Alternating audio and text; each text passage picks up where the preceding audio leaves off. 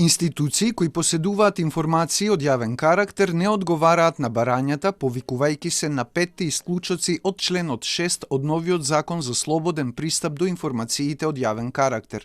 Исклучоците се однесуваат на класифицирани податоци, лични податоци, информации кои би ја повредиле доверливоста на даночната постапка или се составени за различни истраги или ги загрозуваат правата од индустриска или интелектуална сопственост.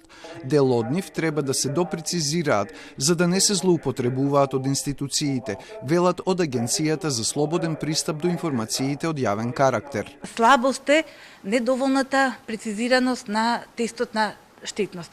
Значи, најчесто се повикуваат на еден од исклучоците и само напоменуваат дека е спроведен тестот, меѓутоа не го образложуваат спроведениот тест.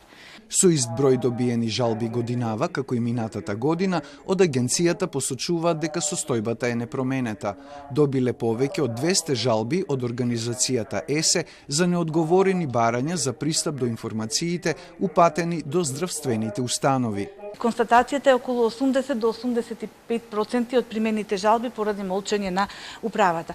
Најчесто значи реагираат откако ние ќе ја доставиме жалбата на одговор, значи согласно Законот за општа управна постапка. Поиспратени 460 барања за слободен пристап до информациите од јавен карактер во првите 6 месеци од примената на законот, анализата на Центарот за граѓански комуникации покажала дека само на 51% од поднесоците било одговорено во законски рок. Институциите одговориле во законскиот рок од максимални 20 дена, 51% на барањата, а 48% не одговориле во рокот, 1% воопшто не одговори. Споредбата на месеците пред и по почетокот на пандемијата не покажала големи разлики во транспарентноста.